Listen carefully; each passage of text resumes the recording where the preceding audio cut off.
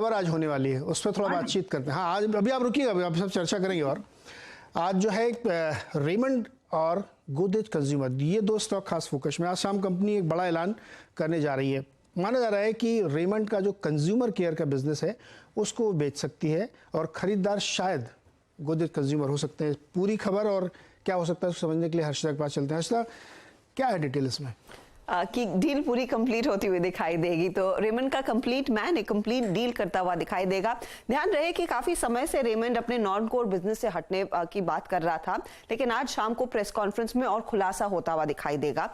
जो खबर है वो यही है कि कंज्यूमर केयर बिजनेस को बेचने का ऐलान लगभग तय हो चुका है। वो सारी डिटेल शाम को आएंगी और जो टेकर रहेगा या फिर जो बायर रहेगा वो गोदरेज कंज्यूमर के तौर पर आता हुआ दिखाई देगा। अब ध्यान में देने वाली बात यह है कि रेमंड, जहां पर हम सब जानते हैं कि इसका प्राइमरीली रेमंड टेक्सटाइल का बिजनेस है, फिर कंपनी ने रियल एस्टेट के बिजनेस में कदम रखे, लेकिन इनका एक कंज्यूमर जो केयर का जो बिजनेस है उसमें 4 प्रोमिनेंट ब्रांड्स हैं। पार्क एवेन्यू, और पार्क एवेन्यू में एक एरे ऑफ प्रोडक्ट्स है जो प्राइमरीली मेन ग्रूमिंग प्रोडक्ट्स है।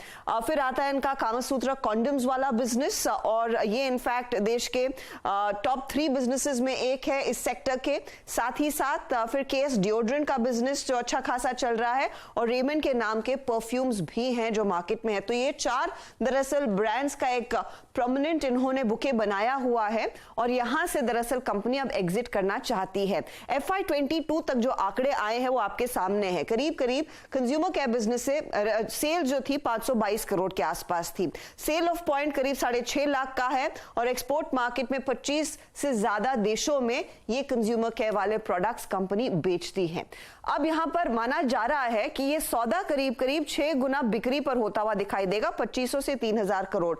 कुछ समय पहले भी, इनफैक्ट पिछले साल ये रिपोर्ट्स भी आ रही थी कि गुड ग्लैम ग्रुप दरअसल इस कंज्यूमर केयर बिजनेस को खरीदना चाहता था, लेकिन वहां पर वैल्यूएशंस उनको पसंद नहीं आए, तो वो सौदा पूरा नहीं हुआ। लेकिन माना यही जा रहा है कि आज इस तमाम डिटेल्स गोदरेज कंज्यूमर के साथ पुख्ते होते हुए दिखाई देंगे। अब ये हो क्यों रहा है? क्योंकि कंपनी बेसिकली अपने नॉन कोर बिजनेस से हटना चाहती है। इनके कोर बिजनेस में फिर टेक्सटाइल और रियल एस्टेट पर ही फोकस रहेगा, और वहां पर हमने देखा है पिछले कुछ सालों में किस तरह की ग्रोथ देखने को मिली है। और शायद आप ये कह सकते हैं कि इस खबर की मार्केट में पहले से ही कुछ थोड़ी सी भनक थी, क्योंकि एक महीने में 45% तक का भाग चुका है पर्टिकुलर स्टॉक। आज इंट्राडे में 7-5% तक के गेन्स देखने को मिले हैं, लेकिन of course the devil lies in the detail. तो आज शाम को मार्केट बंद होने के साथ ही पहले रेमंड की प्रेस कॉन्फ्रेंस होगी, फिर ठीक 1 घंटे बाद गोदरेज कंज्यूमर की भी प्रेस कॉन्फ्रेंस होने वाली है, और तमाम डिटेल सामने निकल कर आएंगे। तो ये पॉइंट ऑफ सेल मतलब दुकानें, जो दुकानें हैं, या फिर कहां से वो बेचते हैं, कहां से वो बेचते हैं। अच्छा, आपने कहा कि नॉन कोर बिजनेस, तो अभी इनका कोर बिजनेस क्या, रियल एस्टेट या कपड़ा? जैसे कारोबार बढ़ रहा है तो रियल एस्टेट है, अब वो टेक्सटाइल पीछे छूट रहा है, लेकिन यही तो कोर बिजनेसेस रहे हैं, क्योंकि इनके पास इतनी सारी मिल्स थी, वहीं से वो रियल एस्टेट पैदा हुआ, तो वो दोनों जॉइंट एट द हिप है। अच्छा, मैंने पिछले दिनों सेंचुरी टेक्सटाइल का रिजल्ट आया था, किसी ने कहा कि अब इनका रियल एस्टेट कोर है। सेंचुरी टेक्सटाइल का तो डेफिनेटली है, लेकिन रेमंड का हम सब जानते हैं, रेमंड भी एक बिजनेस है, और उसके सबसे बड़े बायर्स तो आप लोग ही हैं, आप, आशीष, अनुज, सब लोग। बिल्कुल, इनका एक बिजनेस ऑटो एंसिलरी का भी है, छोटा सा, वो अभी नहीं बेचा ना? नहीं, वो जसकाता से वहां पर बात हो रही थी, कुछ स्टेक सेल करेंगे, लेकिन यहां पर मेरे ख्याल में ज्यादा बेहतर वैल्यूएशंस और ऑफ कोर्स एक प्रोमिनेंट मूव आता हुआ दिखाई दे सकता है। और गोदरेज कंज्यूमर के लिए स्ट्रेटेजिक फिट बैठता है,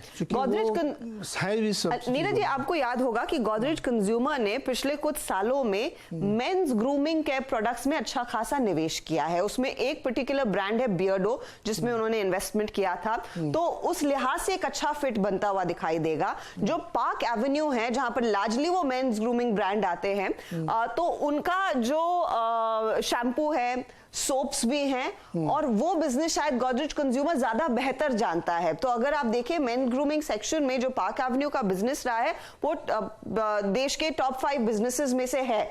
तो अच्छा खासा मार्केट रेमंड ने बनाया हुआ है, लेकिन अब उस बिजनेस को ज्यादा बेहतर शायद गोदरेज कंज्यूमर स्केल करता हुआ दिखाई देगा। अरामस सोप ही नहीं कहा शायद, मेंस ग्रूमिंग है, ये आप ज्यादा बेहतर जानते हैं। मे भी।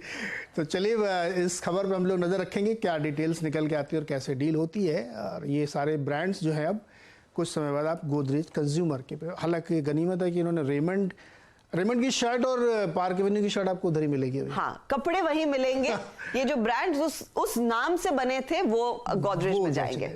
ओके, तो रेमंड 5% ऊपर और गोदरेज कंज्यूमर दिखाइए वो नीचे है, बायर नीचे है और जो सेलर है उसका प्राइस ऊपर जा रहा है। बहुत बहुत शुक्रिया हर्षित हमारे साथ जुड़ने के लिए।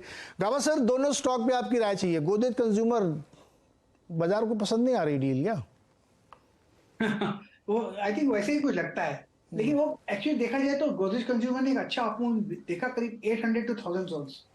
वही बात रेमंड ने भी देखी है, मुंह देखा। लगता है डील का अंदाजा था लोगों को, इन्वेस्टर्स को, और अपमूव मिला था। अब उसके बाद जब न्यूज आ गई तो डाउन है, लेकिन गोदरेज कंज्यूमर भी लगता है ये जो अभी डाउन है थोड़ा और लोअर लेवल देखेंगे। और रेमंड भी सॉरी प्रॉफिट बुकिंग आनी चाहिए। ओके, प्रॉफिट बुकिंग इसमें आनी चाहिए क्योंकि ये स्टॉक जो है काफ़ी चल चुका है, दुगना तिगना हुआ है यहाँ पे, तो इसलिए इस स्टॉक में एक थोड़ा सा दबाव देखने को मिल सकता है। अच्छा गावा सर, कुछ और स्टॉक